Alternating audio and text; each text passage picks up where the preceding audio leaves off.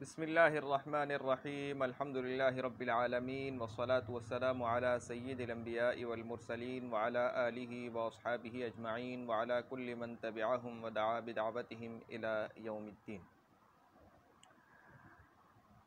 قال المصنف رحمۃ اللہ علیہ ومن خواصہ دخول اللام والجر والتنوین والاضافۃ والاسناد الیہ۔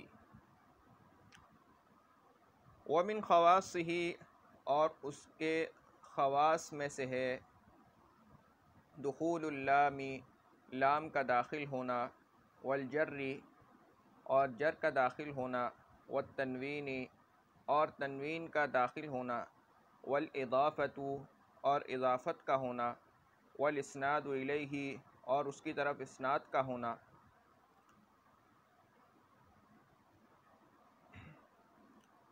اب اس کا با محاورہ ترجمہ بھی دیکھ لیتے ہیں، جو کہ فن کی اصطلاحات کے مطابق کیا گیا ہے۔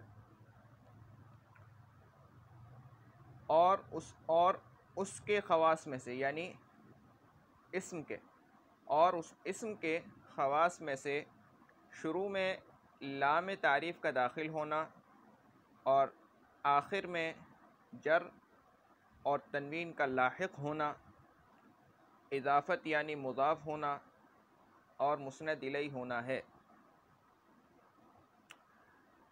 اور اس اسم کے خواص میں سے ہے دخول اللام، شروع میں لام تعریف کا داخل ہونا۔ یہ لفظی ترجمہ نہیں ہے۔ والجر والتنوین، اور آخر میں جر اور تنوین کا لاحق ہونا، والاضافۃ، اور اضافت یعنی مضاف ہونا، والاسناد الیہ، اور مسند الیہ ہونا ہے۔ اچھا جی، قولہ ومن خواصہ، یہاں سے مصنف علیہ الرحمہ اسم کے خواص یعنی علامتوں کو بیان فرما رہے ہیں۔ یہاں سے مصنف رحمۃ اللہ علیہ کن چیزوں کو بیان فرما رہے ہیں؟ ان چیزوں کو بیان فرما رہے ہیں جن کے ذریعے سے اسم کی پہچان ہوتی ہے، خاص خاص علامتیں جن کے ذریعے سے آپ اسم کو پہچان کر الگ کر لیں گے کہ بھئی یہ فعل نہیں ہے، یہ حرف نہیں ہے، بلکہ یہ اسم ہے۔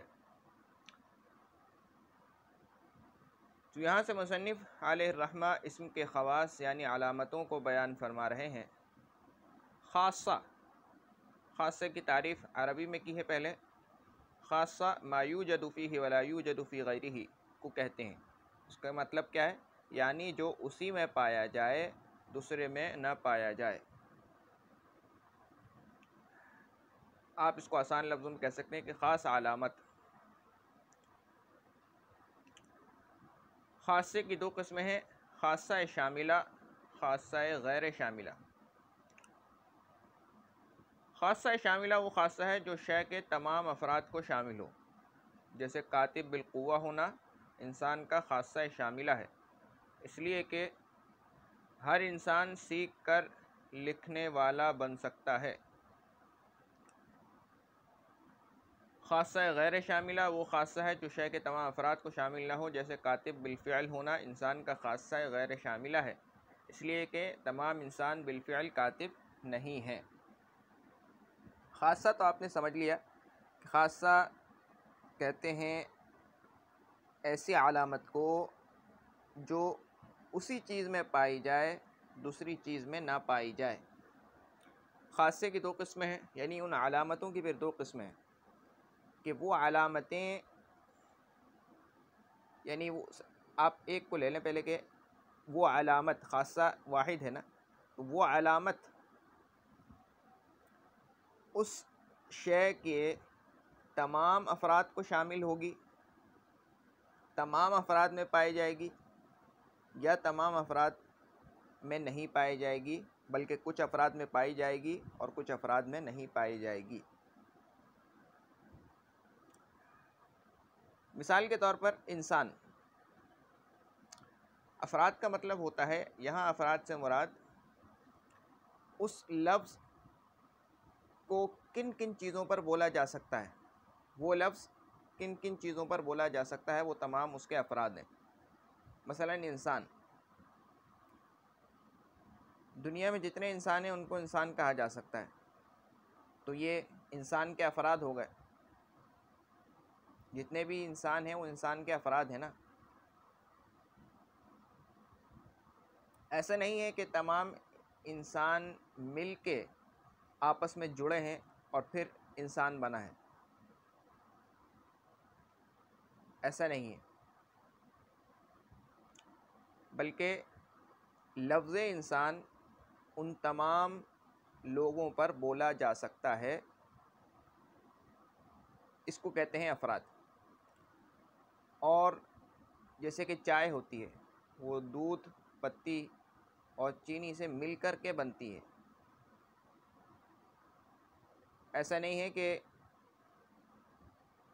دودھ کو بھی چائے بولا جا سکتا ہے، چینی کو بھی چائے بولا جا سکتا ہے، پتی کو بھی چائے بولا جا سکتا ہے، ایسا نہیں ہے، بلکہ ان تمام چیزوں سے مل کر کے مرکب ہو کر کے چائے بنتی ہے۔ تو یہ تمام چیزیں چائے کے افراد نہیں ہیں بلکہ اجزاء ہیں۔ تو یہاں افراد کی بات ہو رہی ہے، تو اس شے کے تمام افراد کو شامل ہو، سمجھ گئے؟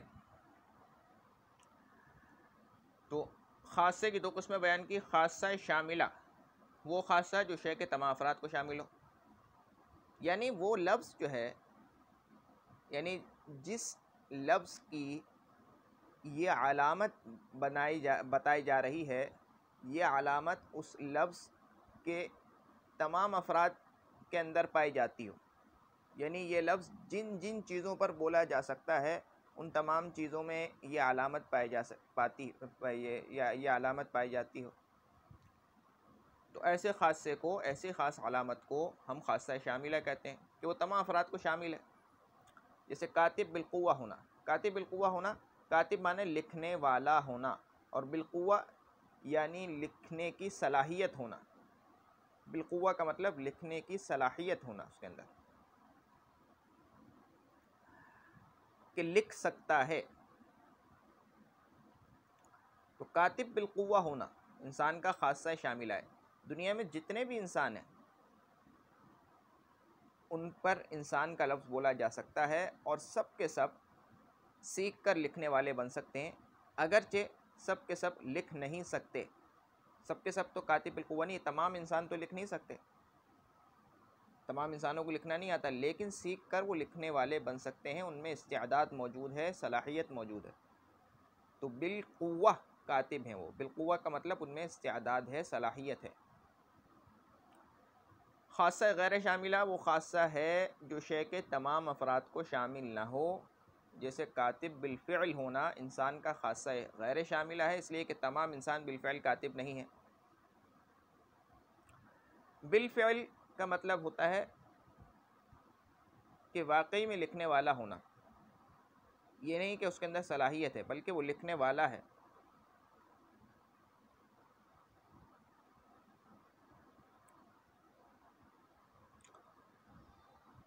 تو خاصہ غیر شاملہ وہ خاصہ ہے جو شے کے تمام افراد کو شامل نہ ہو، بلکہ بعض افراد میں شامل ہوگا۔ جیسے کاتب بالفعل ہونا، لکھنے والا ہونا، انسان کا خاصہ غیر شاملہ ہے، کہ جتنے بھی انسان ہیں وہ سب کے سب ایسا نہیں ہے کہ وہ لکھنے والے ہیں، بعض انسان لکھنے والے ہیں، بعض انسان لکھنے والے نہیں ہیں، ان کو لکھنا نہیں آتا، اس لیے کہ تمام انسان بالفعل کاتب نہیں ہیں۔ ہاں آپ ان کو بالقوہ کہہ سکتے ہیں کہ ان میں لکھنے کی صلاحیت ہے، لیکن یہ نہیں کہہ سکتے کہ تمام کے تمام انسان لکھنے والے ہیں، تمام کے تمام انسان جو ہے وہ لکھتے ہیں۔ آگے فرماتے ہیں مصنف نے یہاں اسم کے جتنے خاصے بیان کیے ہیں وہ سب خاصہ غیر شاملہ ہیں، یہ تمام خاصے جو بیان کیے ہیں وہ تمام کے تمام خاصے کی دوسری قسم سے تعلق رکھتے ہیں، خاصہ غیر شاملہ۔ کیوں؟ کیونکہ وہ ہر اسم میں نہیں پائے جاتے، یہ بات انہوں نے شرح جامی سے لی۔ دیکھو الرجل میں الف لام ہے، تنوین نہیں ہے، رجل میں تنوین ہے، الف لام نہیں ہے. تو اس دنیا میں جتنے بھی اسم پائے جاتے ہیں، یعنی ہم عربی زبان کی بات کر رہے ہیں، تو ضروری نہیں ہے کہ یہ تمام علامتیں بیک وقت ہر اسم میں پائی جائیں، ہر علامت ہر اسم میں پائی جائے. نہیں، یہ کافی ہے کہ کسی اسم میں ان علامتوں میں سے کوئی ایک علامت پائی جائے، بس کافی ہے. ضروری نہیں کہ تمام علامتیں پائی جائیں، ہو سکتا ہے پائے، لیکن آپ غور کریں کہ کیسے پائے جائیں گی. الف لام اور تنوین جمع ہی نہیں ہوتے، الف لام اور تنوین جمع ہی نہیں ہوتے. کیسے؟ یہ ایک میں نے آپ کو ایک آسان سی مثال دے دی کہ ضروری نہیں ہے کہ تمام علامتیں ہر اسم میں پائی جائیں. ہر اسم میں ان میں سے کوئی ایک علامت پائی جائے، بس کافی ہے. تو یہ تمام کے تمام خواص جو ہیں یہ خاصہ غیر شاملہ ہیں، خاصہ شاملہ نہیں ہیں بس. قولہ والجر والتنوین. اب یہاں سے شارح رحمۃ اللہ علیہ ان کا اعراب بیان فرما رہے ہیں. فرماتے ہیں کہ ان کو مرفوع مجرور دونوں طرح پڑھنا جائز ہے. ان کو مرفوع اور مجرور دونوں طرح پڑھنا جائز ہے. مرفوع پڑھنے کی صورت میں ان کا دخول مضاف پر عطف ہوگا، اور مجرور پڑھنے کی صورت میں اللام مضاف الیہ پر عطف ہوگا. دیکھو بھئی، ہمیں ابھی یہاں شارح نے کن چیزوں کے بارے میں بتایا ہے؟ الجر والتنوین، یعنی ان دو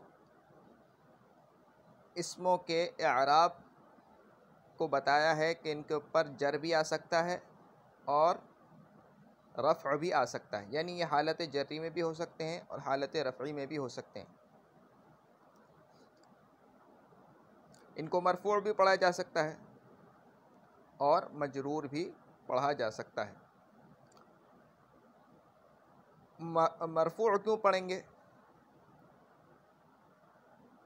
مصنف نے تو پہلے مرفوع کی بات کی ہے، تو چلو ہم پہلے مرفوع کی بات کر لیتے ہیں. لیکن اصولی طور پر یہ چاہیے تھا کہ پہلے مجرور کو بیان کرتے، کیونکہ خود مصنف نے جر والی صورت کو اختیار کیا ہے. خیر، ہم پہلے جر والی صورت کو بیان کریں گے. مجرور کیوں پڑھا ہے مصنف نے؟ مجرور اس لیے پڑھا ہے، یا آپ کو یہ معلوم ہے کہ مضاف الیہ مجرور ہوتا ہے. مضاف کا اعراب اپنے ماقبل کے تابع ہوتا ہے، لیکن مضاف الیہ مجرور ہوتا ہے. تو جر اور تنوین یہ ان کا عطف جو ہے یہ لام پر ہو رہا ہے. تو جو معطوف علیہ کا اعراب ہوتا ہے وہی معطوف کا اعراب ہوتا ہے. تو گویا یہ یوں ہو گیا وَمِنْ خَوَاصِهِ دُخُولُ اللَّامِ وَدُخُولُ الْجَرِّ وَدُخُولُ التَّنْوِينِ. سمجھ گئے؟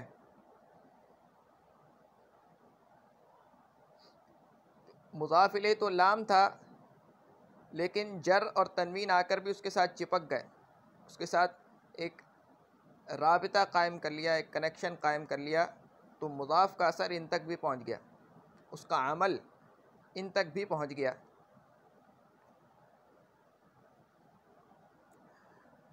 تو یہ مجرور ہو جائیں گے. اس وقت ان کا ترجمہ کیا ہوگا؟ وَمِنْ خَوَاصِهِ، اور اس کے خواص میں سے ہے دخول اللام، لام کا داخل ہونا، والجری، اور جر کا داخل ہونا، اور جر کا داخل ہونا، کیونکہ لام سے پہلے کیا ہے؟ دخول. تو دخول الجری اور جر کا داخل ہونا، والتنوینی، اور تنوین کا داخل ہونا. اب آپ یہ پوچھیں گے کہ مصنف نے کہا ہے تنوین کا لاحق ہونا، تو تنوین کلمے کے آخر میں آتی ہے، اور جو چیز آخر میں آتی ہے تو اس کو یہ کہتے ہیں لاحق ہوتی ہے. داخل ہونا آپ کہتے ہیں، لیکن اپنی اصطلاح میں یہ لوگ کہتے ہیں کہ لاحق ہوتی ہے بس. مرفوع کیوں پڑھا جا سکتا ہے؟ مرفوع پڑھنے کی صورت میں آپ جر اور تنوین کا عطف کر دیں گے دخول پر. تو اس وقت دخول معطوف علیہ ہو جائے گا، لام معطوف علیہ نہیں ہوگا. اس کی تقدیری عبارت یہ نکلے گی وَمِنْ خَوَاصِهِ دخول اللام والجر دخول، یعنی الدخول کہتے ہیں یہ دخول اللام والجر والتنوین، اس کے خواص میں سے ہے لام کا داخل ہونا اور جر اور تنوین. یہاں پہ داخل ہونا نہیں آئے گا کیونکہ اب یہ دخول کے معطوف علیہ بن رہے ہیں.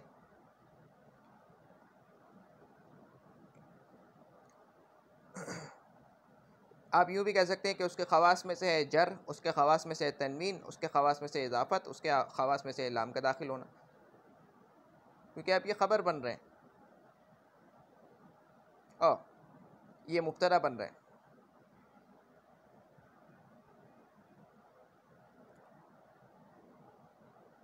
سمجھ گئے؟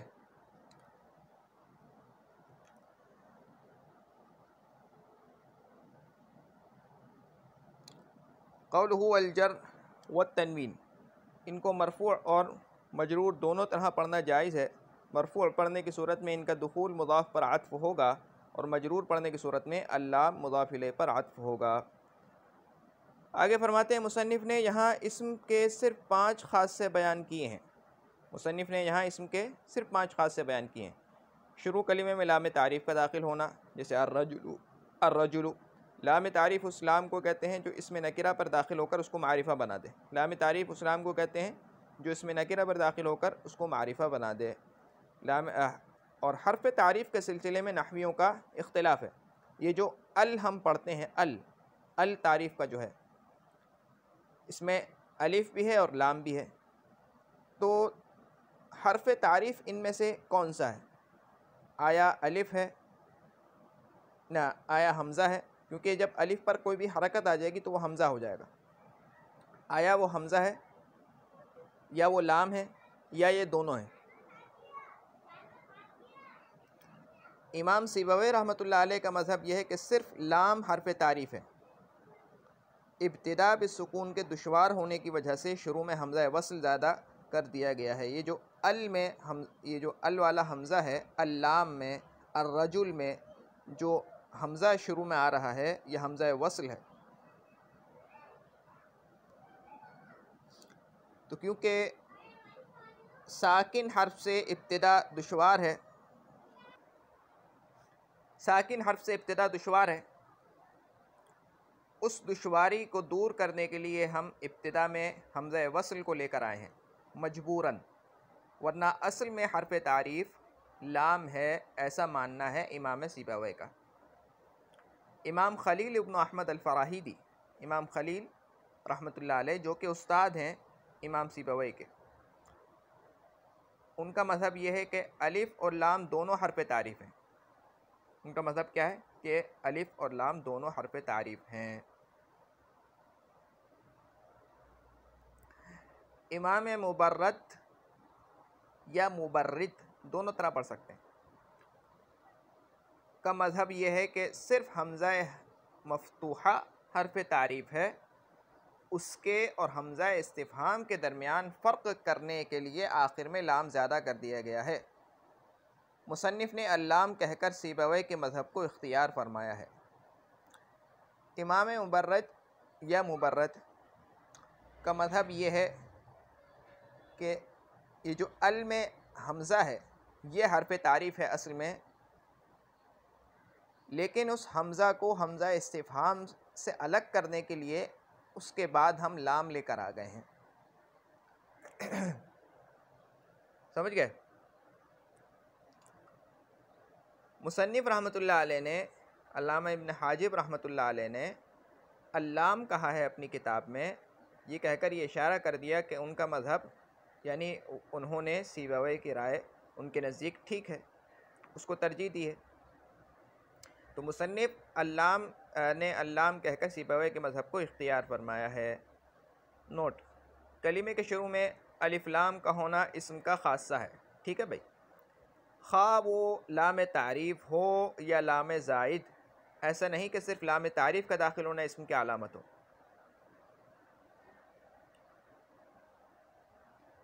سمجھ گئے؟ صرف لام تعریف کا، یعنی لام تعریف سے مراد ال ہے، ال. اب لام تعریف اس لیے کہہ رہے ہیں کیونکہ سیبویہ کے مذہب کو یہ مانتے ہیں.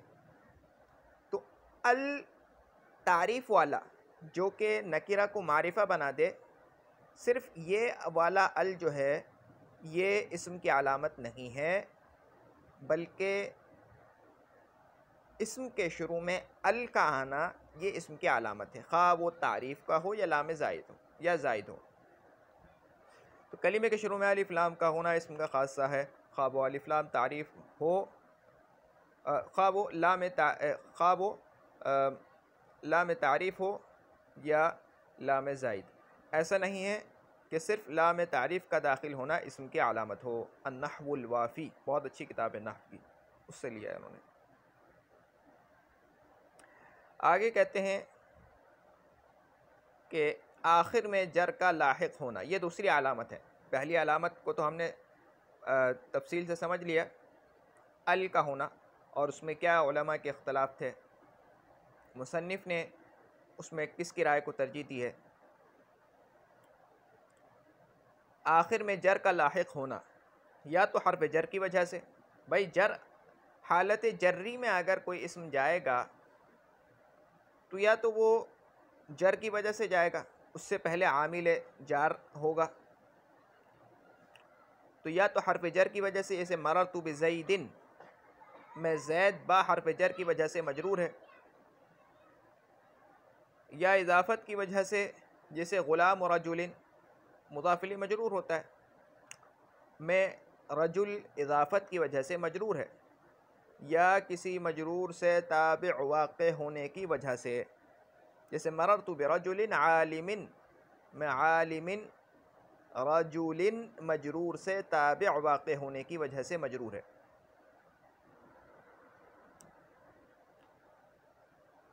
سمجھ گئے؟ تابع اور متبوع، تابع کہتے ہیں پیچھے کرنے والے کو، متبوع کہتے ہیں جس کا پیچھا کیا جائے. یہاں مراد یہ ہے کہ ایک اسم ہے، اس پر ایک اعراب ہے، اس کے بعد ایک اسم آتا ہے، وہ اسی کے اعراب کو لے لیتا ہے، اعراب میں اس کی اتباع کر لیتا ہے، اسی کے پیچھے چلے جاتا ہے، جیسا وہ ہے ویسا وہ بن جاتا ہے اعراب کے اندر. اس کو کہتے ہیں تابع متبوع، یہ ہم آگے پڑھ لیں گے. تو یہ جو پیچھے ہم نے اختلاف پڑھا ہے، دخول اللام والجر والتنوین، یہ بھی اصل میں تابع متبوع کی قبیل سے ہے، کہ کیونکہ اللام مضاف الیہ ہونے کی وجہ سے مجرور تھا اور جر اس کی اتباع کر رہا تھا، لہذا اس کی اتباع میں جر بھی مجرور ہو گیا اور تنوین بھی مجرور ہو گیا. لیکن جب ہم جر کو اس لام کی اتباع میں نہیں ڈالیں گے بلکہ دخول کی اتباع میں ڈال دیں گے، تو کیونکہ دخول مرفوع ہے تو جر بھی مرفوع ہو جائے گا اور تنوین بھی مرفوع ہو جائے گا.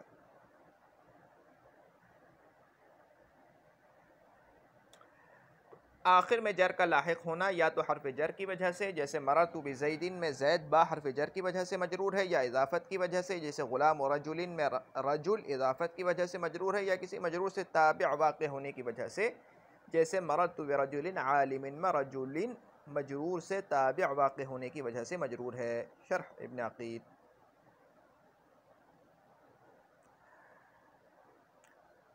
تیسری علامت جو کہ مصنف نے بیان کی ہے، آخر میں تنوین کا لاحق ہونا، جیسے بزیدن.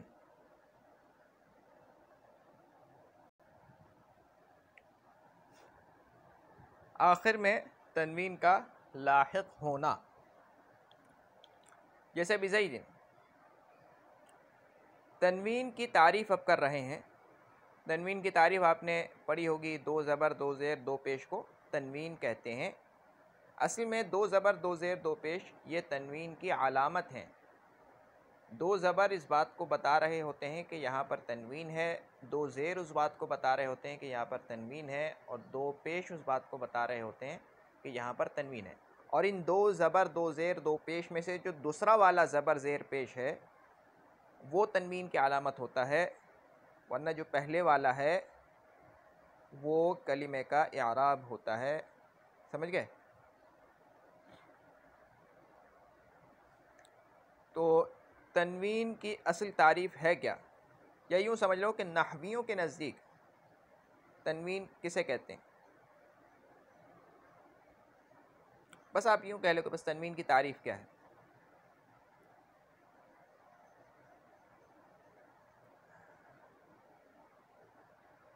تنوین وہ نون ساکن ہے جو کلمے کے آخری حرف کی حرکت کے تابع ہو.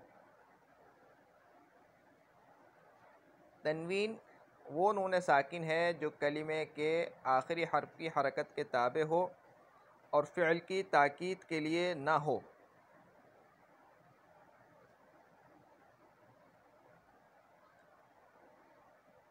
فعل کی تاکید کے لیے نہ ہو یعنی وہ نون ہے جو تاکید کے لیے نہ ہو اور لکھا بھی نہ گیا ہو، بلکہ اس کے بدلے میں ہم جو ہے کلمے کے آخری حرف کے تابع کوئی حرکت لا کے اس کو یہ بات بتائیں کہ یہاں پر نون ہے. ہوگا نون، لیکن اس نون کو ظاہر کرنے کے 3 طریقے ہیں. کہ اگر کلمے کے آخری حرف پر رفع ہے تو اس نون کو ہم جو ہے رفع کی صورت میں لے آئیں گے، ضمے کی صورت میں لے آئیں گے، اور اگر جر ہے تو ہم کسرے کی صورت میں لے آئیں گے، اور اگر نصب ہے تو ہم جو ہے فتح کی صورت میں لے آئیں گے. تو وہ کلمے کے آخری حرف کی حرکت کے تابع ہوگا، یعنی اس کی علامت تابع ہوگی، وہ نون تابع نہیں ہوگا کیونکہ وہ تو ساکن ہے. اور وہ نون ساکن فعل کی تاکید کے لیے نہیں ہوگا.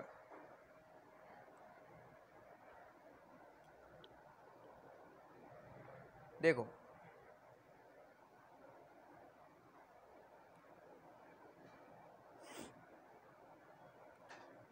را، اب اس میں مزہ نہیں آ رہا. اوہو، پہلے اس کو لکھ لیتا پھر اس پہ کر لیتا. خیر کوئی بات نہیں. را جو کہاں گیا یہ رہا، رجلن. ٹھیک ہے، یہاں 2 پیش آ گئے.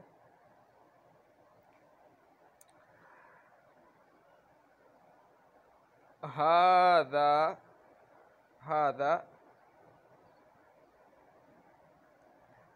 رجل. ٹھیک ہے، یہ ہذا مبتدا ہو جائے گا اور یہ اس کی خبر ہو جائے گی، اور خبر مرفوع ہوتی ہے. ٹھیک ہے، تو رجل پہ جو لام ہے ہم اس کو ذرا الگ کر لیتے ہیں. ٹھیک ہے نا، یہ جو لام ہے یہ کلمے کے آخری حرف پر اعراب آتے ہیں. تو رجل مرفوع ہے اور اس کا جو اعراب ہے وہ ظاہر ہوگا کلمے کے آخری حرف پر.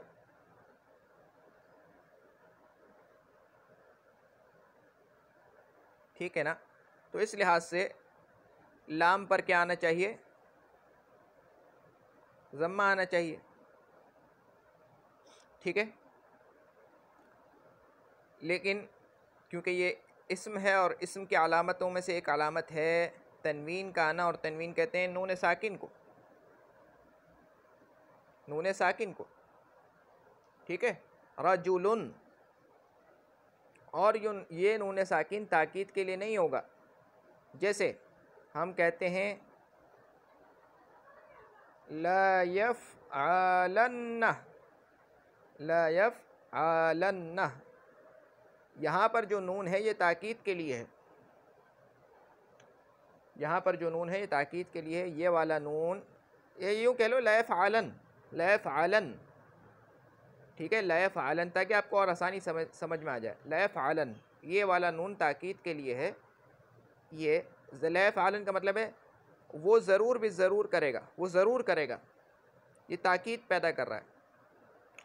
یہ والا نون جو ہے رجولن میں، یہ تاکید کے لیے نہیں ہے، بلکہ یہ اسم کی ایک علامت ہے، اسم کے اسم ہونے کو پکا کر رہا ہے. ٹھیک ہے، تو تنوین وہ نون ساکن ہے جو کلمے کے آخری حرف کے تابع ہو، یعنی اس کی جو علامت ہے، ہم نے اس نون کو ہٹایا، یہاں سے لکھنے میں ہٹا دیا، پڑھتے تو ہیں، اس کے بدلے میں ہم یہ لیا ہے، یعنی اگر آخری حرف پر ضمہ آ رہا تھا تو ہم اسی کے اتباع میں، اسی کے تابع کر کے ہم آخر میں تنوین کے لیے ضمہ لیا ہے. جیسے رأیتو رجولن، ٹھیک ہے، یہ اصل میں کیا تھا، کیونکہ حالت نصبی میں ہے، ٹھیک ہے نا، یہ تھا رأیت رجولن.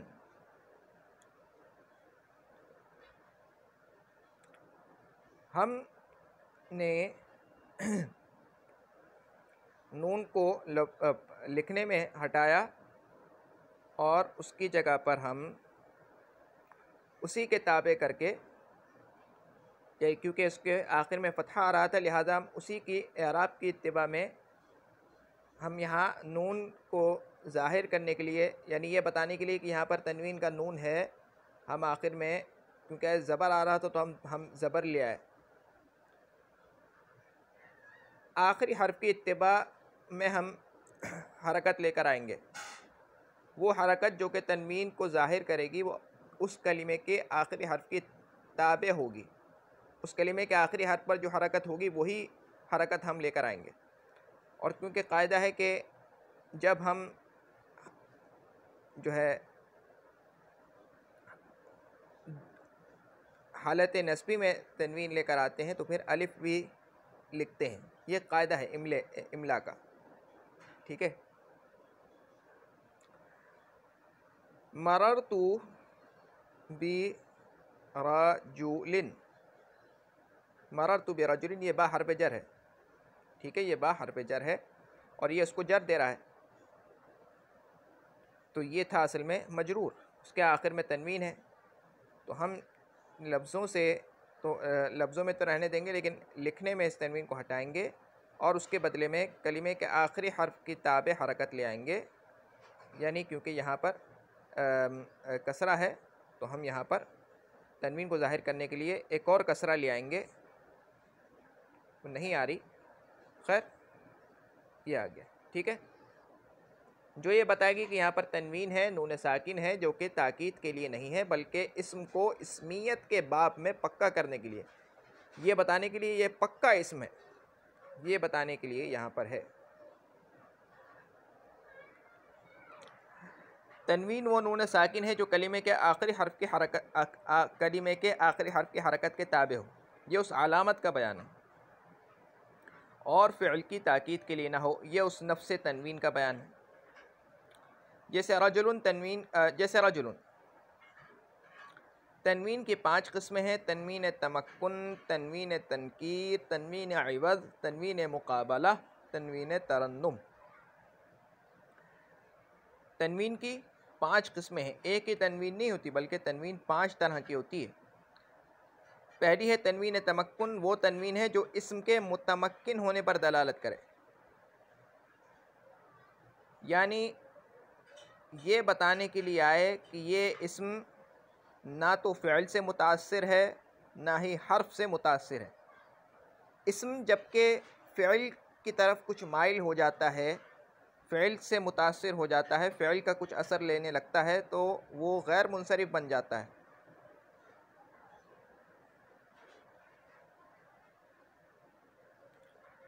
ٹھیک ہے، آپ اس کو اسم متمکن امکن کہہ سکتے ہیں، تو اسم کے متمکن امکن ہونے پر دلالت کرے کہ یہ پکا اسم ہے، اس کے پاؤں جمے ہوئے ہیں اپنی جگہ پر، ہلے نہیں ہیں، ڈگمگا نہیں رہے. اسم کے پاؤں جب ڈگمگا کر فعل کی دہلیز تک پہنچ جاتے ہیں تو وہ غیر منصرف ہونے لگتا ہے، اس پر کسرہ نہیں آتا کیونکہ فعل پر بھی کسرہ نہیں آتا، اور جب اس کے پاؤں پھسل کر کے حرف کی طرف جانے لگتے ہیں، حرف کی سرحدوں کی طرف جانے لگتے ہیں تو وہ مبنی ہو جاتا ہے. کیونکہ حرف مبنی ہوتے ہیں. تو تنوین تمکن وہ تنوین ہے جو اسم کے متمکن ہونے پر دلالت کرے. یہ بتائے کہ یہ پکا اسم ہے بھائی، اس کے پاؤں جمے ہوئے ہیں اپنی جگہ پر. جیسے زیدن، رجلن، یہ اسم ہے، پکا اسم ہے. تنوین تنکیر وہ تنوین ہے جو اسم کے نکرہ ہونے پر دلالت کرے. کسی معرفہ پر آئے اور یہ بتائے کہ اب یہ معرفہ نہیں ہے بلکہ نکرہ ہے، اسم کے نکرہ ہونے پر دلالت کرے. جیسے صح، صح کا مطلب ہے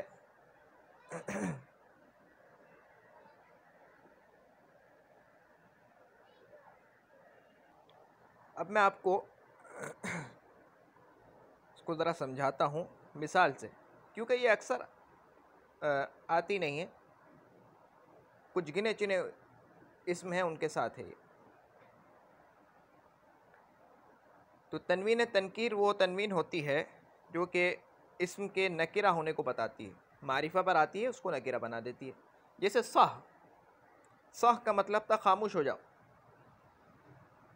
ٹھیک ہے، صح کا مطلب کیا تھا؟ خاموش ہو جاؤ. یعنی دو لوگوں کی بات چل رہی ہے، ایک آدمی نے کہا بھائی خاموش ہو جاؤ، یعنی ابھی خاموش ہو جاؤ، اس وقت خاموش ہو جاؤ. ٹھیک ہے نا. لیکن اگر اس کے آخر میں تنوین لے کر آ گیا، صحین کر دیا، تو اس کا مطلب ہوگا کسی بھی وقت خاموش ہو جاؤ. اس وقت نہیں بلکہ کسی بھی وقت خاموش ہو جاؤ. تو یہ تنوین نکرہ اس کو بنا دے گی. ایک اور مثال میں آپ کو دے دیتا ہوں. مہ، مہ، مہ کا مطلب ہوتا ہے رک جاؤ. ایک آدمی جا رہا ہے، سامنے گڈھا ہے، آپ نے اسے کہا مہ، مہ، رک جاؤ، یعنی اس وقت رک جاؤ. لیکن اگر اس کے آخر میں آپ تنوین لے کر آ جائیں گے تو اس کا مطلب ہوگا کسی بھی وقت رک جاؤ. فرق سمجھ گئے؟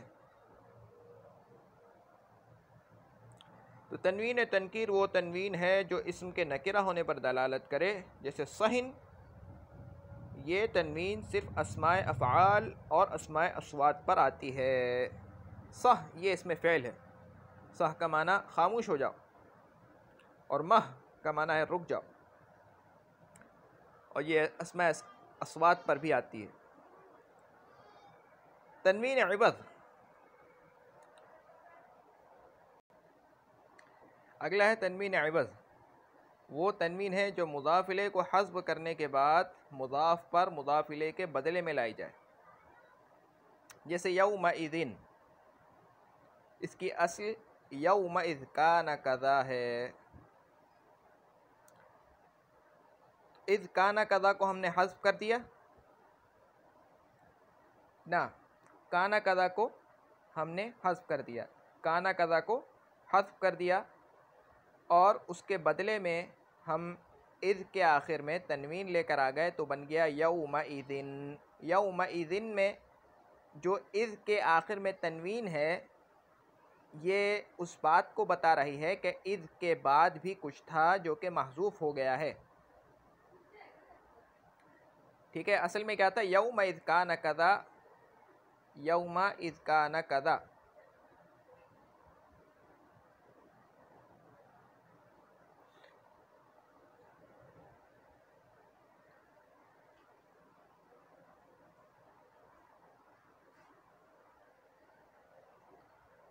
ٹھیک ہے، یہ اصل میں عبارت کے بیچ میں آتا ہے نا تو اس کا ترجمہ صحیح بیٹھتا ہے. آسان کرنے کے لیے میں اگر آپ کو اس کا آسان تھا ترجمہ کہہ دوں کہ میں آپ کو کہوں گا کہ جب میں تمہارے پاس آؤں گا، یعنی جب میں تمہارے پاس آؤں گا تو میں تمہارا امتحان لوں گا. ٹھیک ہے، تو اس موقع پہ یہ یومئذ ایسی چیزوں پہ لے کر آیا جا سکتا ہے کہ یومئذ یعنی جس دن ایسا ہوگا، جس دن ایسا ہوگا. یعنی جس دن میں تمہارے پاس آؤں گا پھر کیا ہوگا، یا تو تم کامیاب ہو جاؤ گے یا پھر ناکام ہو جاؤ گے. عند الامتحان یکرم الرجل او یہان. تو یوم دن کا مطلب ہوتا ہے جس دن ایسا ہوگا.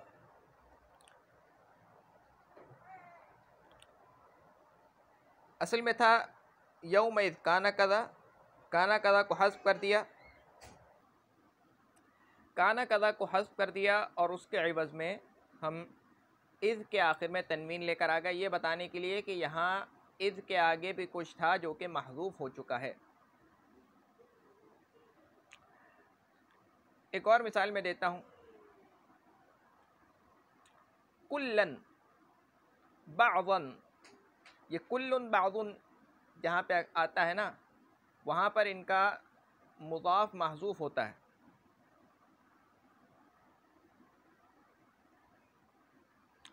کلہم بعضہم، ہم کو ہم حذف کر دیتے ہیں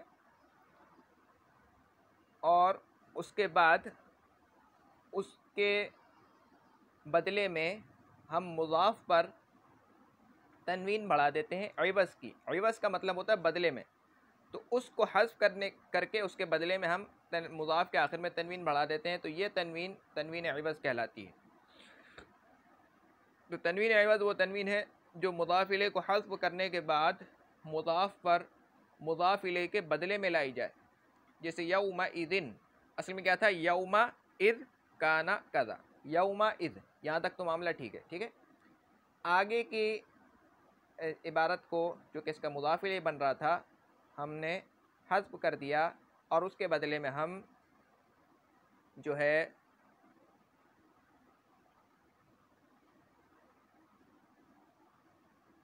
کیا لے کر آ گئے، تنوین لے کر آ گئے.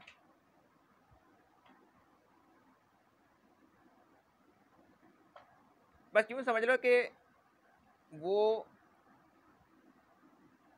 کسی محذوف کے بدلے میں لائی جاتی ہے، بس ایسی تنوین جو کسی محذوف کو کے بدلے میں لائی جاتی ہے.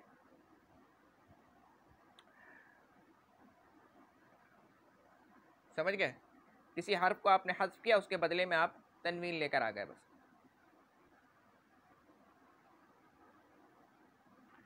خیر، جو یہاں پر یہ بتایا گیا ہے کہ تنوین عوض وہ تنوین ہے جو مضاف الیہ کو حذف کرنے کے بعد مضاف پر مضاف الیہ کے بدلے میں لائی جائے، یہ اچھی تعریف نہیں مجھے لگتی. بس یہ ہے کہ تنوین عوض وہ تنوین ہے جو کہ کسی محذوف کے بدلے میں آتی ہے، کسی محذوف کے عوض میں آتی ہے.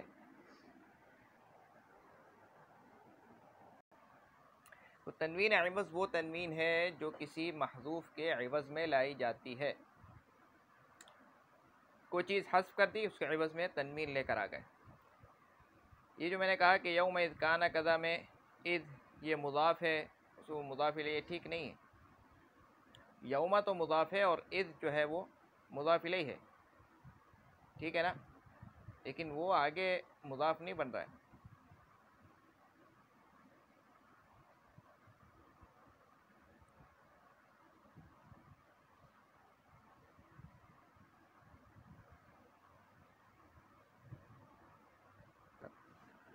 اچھا، تو یوم اذ کانا کذا میں جو اذ ہے یہ مضاف نہیں بن رہا ہے،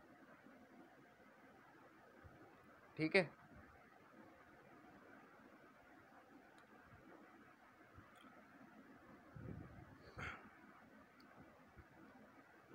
تو اصل تعریف اس کی بس یہ کہہ سکتے ہیں کہ بس تنوین عوض وہ تنوین ہے جو کسی محذوف کے عوض میں آئے.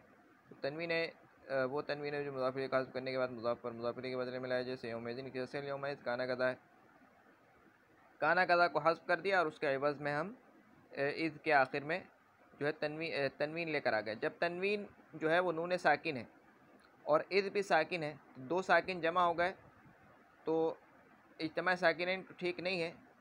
اس سے بچنے کے لیے ہم نے اذ پر کسرہ دے دیا، ایزی ایزی، اور آخر میں تنوین لے کر آ گیا، ایزن ہو گیا. اذ تو اصل میں اذ تھا، اجتماع ساکنین سے بچنے کے لیے ہم نے اس کو کسرہ دے دیا، الساکن اذا حرک حرک بالکسری، ساکن کو جب حرکت دی جاتی ہے تو اکثر اس کو جو ہے یعنی کسی مجبوری میں جب حرکت دینی پڑے تو اکثر ہم اس کو کسرے کی حرکت دیتے ہیں. تو یومئذ ہو گیا، پھر تنوین لے کر آ گئے عوض میں تو یومئذ ہو گیا.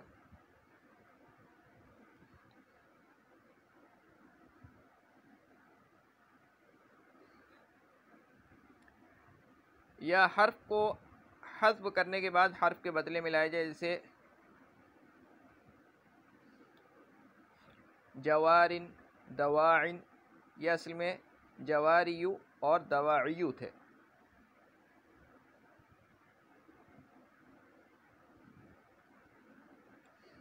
تو یہاں پر یا کو حذف کیا اور اس کے عوض ہم را پر اور عین پر تنوین لے کر آ گئے، جوارن دواعن. یہاں پر ضمہ ثقیل تھا، اس کو حذف کر کے جواری، بس یوں کہہ لو کہ بس یا کو ہم نے حذف کیا اور اس کے عوض میں ہم تنوین لے کر آ گئے. یہاں پر وہ چیز نہیں بنے گی جو میں سوچ رہا تھا. خیر، تو جواریو میں یا کو حذف کیا ہم نے اور اس کے عوض ہم تنوین لے کر آ گئے، جوارن ہو گیا اور دواعن ہو گیا.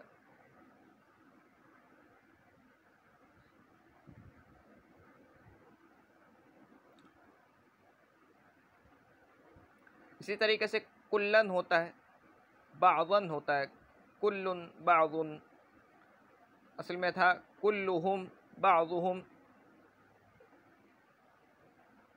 یہاں صرف بتانا آپ کو مقصد تھا کہ تنوین عوض ہوتی کیا ہے. اس کی اگر تمام مثالوں کو لی جائے پھر ان کا ترجمہ کر کے بتایا جائے تو اس میں وقت بھی زیادہ لگے گا، اور ہر مثال کے لیے پھر 2-4 جملے آگے سے بنانے پڑیں گے، پھر پورا اس کا سیاق و سباق چلانا پڑتا ہے، اس کے حساب سے پھر اس کا ترجمہ ہوتا ہے. تنوین مقابلہ وہ تنوین ہے جو جو جمع مؤنث سالم میں جمع مذکر سالم کے نون کے مقابلے میں آتی ہے. تنوین مقابلہ وہ تنوین ہے جو جمع مؤنث سالم میں جمع مؤنث سالم میں جمع مذکر سالم کے مقابلے میں آتی ہے، جیسے مسلماتن. یہ دیکھو بھائی، پہلے میں لکھتا ہوں جمع مؤنث سالم مسلمات،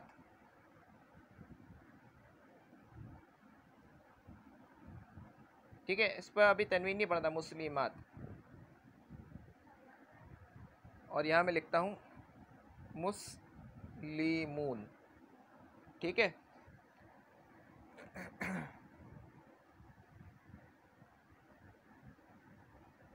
یہ جو نون ہے اس کے اوپر ذرا توجہ دینی، ٹھیک ہے.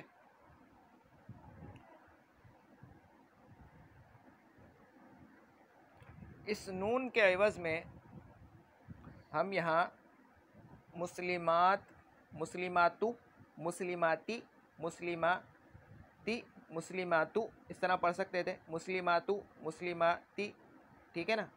لیکن اس نون کے بدلے میں یا اس نون کے مقابلے میں، اس کے بدلے میں نہیں بلکہ اس نون کے مقابلے میں ہم یہاں پہ تنوین لے کر آ جائیں گے تو مسلماتن، مسلماتن ہو جائے گا. اس نون کے مقابلے میں یہاں پر تنوین لے کر آئیں،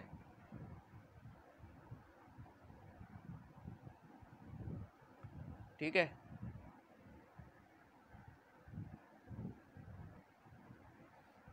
تنوین مقابلہ وہ تنوین ہے جو جمع مؤنث سالم میں جمع مذکر سالم کے نون کے مقابلے میں آتی ہے، جیسے مسلماتن. تنوین ترنم وہ تنوین ہے جو اشعار اور مصروں کے آخر میں حسن اور خوبصورتی پیدا کرنے کے لیے لائی جاتی ہے، جیسے شعر اقل اللوم عاذل والعتابا وقولی ان اصبت لقد اصابا. اقلی کم کرو، اللوم ملامت کو، عاذلو اے ملامت کرنے والی، والعتاب تھا اصل میں، والعتاب ملامت کو اور عتاب کو کم کرو. لوم پر اس کا عطف پڑ رہا ہے عتاب کا. اقل اللوم والعتاب یا عادل.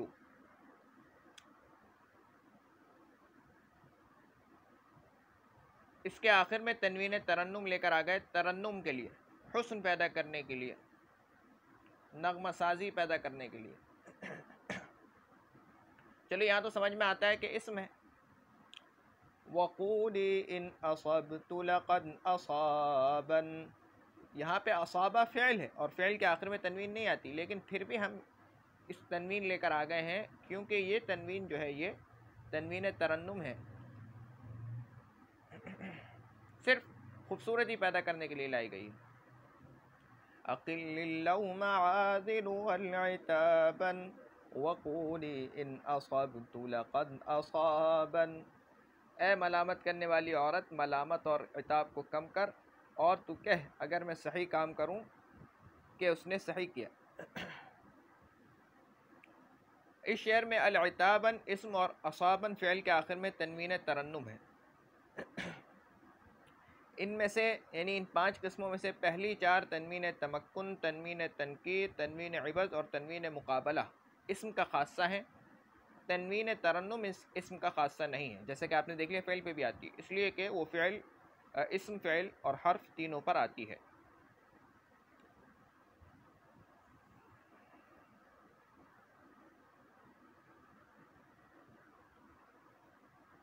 چوتھی علامت ہے اضافت یعنی مضاف ہونا. یہاں اضافت سے مراد مضاف ہونا، جیسے غلام زیدن. اضافت کی 2 قسمیں ہیں. اضافت بتقدیر حرف جر کہ حرف جر وہاں مقدر ہوگا، یعنی جس میں مضاف اور مضاف الیہ کے درمیان حرف جر مقدر یعنی پوشیدہ ہو. دوسری قسم اضافت بذکر حرف جر یعنی جس میں مضاف اور مضاف الیہ کے درمیان حرف جر مذکور ہو اور اس حرف جر کے واسطے سے ایک کلمے کی اضافت دوسرے کلمے کی طرف کی گئی ہو. یہاں مضاف مضاف الیہ سے مراد وہ اصطلاحی مضاف مضاف الیہ نہیں ہے، جیسے رجل، غلام رجل، کتاب زید، یہ والا نہیں، مطلب نسبت. تو اضافت کی 2 قسمیں ہیں. اضافت بتقدیر حرف جر یعنی جس میں مضاف اور مضاف الیہ کے درمیان حرف جر مقدر ہو، اور اضافت بذکر حرف جر یعنی جس میں مضاف اور مضاف الیہ کے درمیان حرف جر مذکور ہو، پوشیدہ نہ ہو، اور اس حرف جر کے واسطے سے ایک کلمے کی اضافت دوسرے کلمے کی طرف کی گئی. جیسے مررت برجل، یہاں مرہ فعل تھا، اس کی نسبت کی گئی زید کی طرف با حرف جر کے واسطے سے. تو مرہ فعل کی اضافت یعنی نسبت زید کی طرف با حرف جر کے واسطے سے کی گئی ہے. یہاں اضافت سے مراد اضافت بتقدیر حرف جر ہے، یعنی اضافت سے مراد تو دونوں ہو سکتی ہیں. ایک اضافت سے کا مطلب ہے نسبت، ایک کلمے کی دوسرے کلمے کی طرف نسبت. تو ایک کلمے کی دوسرے کلمے کی طرف نسبت تو مررت بزیدن میں بھی ہو رہی ہے. یہ والی نسبت مراد نہیں ہے، بلکہ وہ والی نسبت کہ جس میں مضاف اور مضاف الیہ کے درمیان حرف جر مقدر ہوتا ہے. اسی لیے ہم کہتے ہیں کہ مضاف الیہ مجرور ہوتا ہے، کیونکہ اس سے پہلے حرف جر مقدر ہے. اس میں بھی ہم آ جائیں گے اپنے وقت میں کہ اس میں بھی علماء بعض کہتے ہیں کہ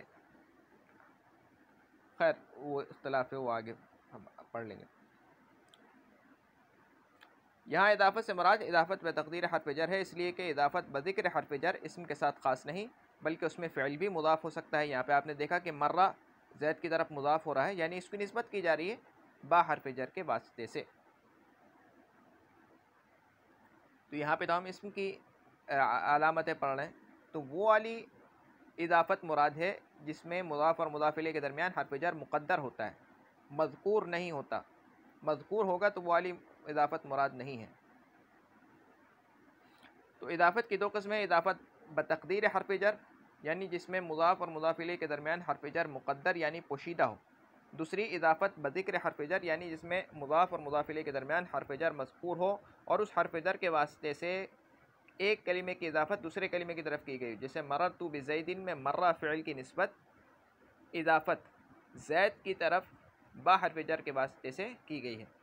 یہاں اضافت سے مراد اضافت بتقدیر حرف جر ہے، اس لیے کہ اضافت بذکر حرف جر اسم کے ساتھ خاص نہیں بلکہ اس میں فعل بھی مضاف ہو سکتا ہے۔ پانچویں علامت ذکر کی مسند الیہ ہونا، جیسے زید قائم میں زید۔ اسم کی اور بھی اسناد کہتے ہیں ایک کلمے کی نسبت دوسرے کلمے کی طرف کرنا اس طرح کہ بات پوری ہو جائے، سننے والے کو کوئی خبر معلوم ہو یا کوئی طلب معلوم ہو، کسی چیز کی طلب معلوم ہو یا کسی بات کی خبر معلوم ہو، اس طرح سے ایک کلمے کی دوسرے کلمے کی طرف نسبت کرنا، یہ اسناد کہلاتا ہے۔ اور اگر ایک کلمے کی دوسرے کلمے کی طرف نسبت کی جائے گی اور اس نسبت سے بات پوری نہیں ہو رہی، یعنی سننے والے کو کوئی خبر یا طلب معلوم نہیں ہو رہی، تو یہ اسناد نہیں کہلائے گی بلکہ یہ نسبت ناقصہ کہلائے گی۔ نسبت کاملہ یہاں مراد ہے۔ اسناد کہتے ہیں نسبت کاملہ کو، کامل نسبت جس سے بات پوری ہو جائے۔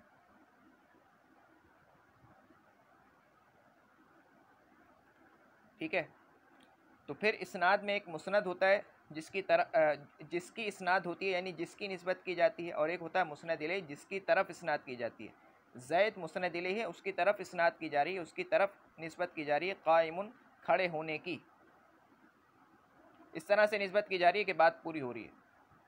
فائدہ اسم کی اور بھی علامتیں ہیں جن کو مصنف نے یہاں بیان نہیں کیا، آگے انشاءاللہ اگلے سبق میں وہ علامتیں بھی ہم پڑھ لیں گے۔ السلام علیکم ورحمۃ اللہ وبرکاتہ۔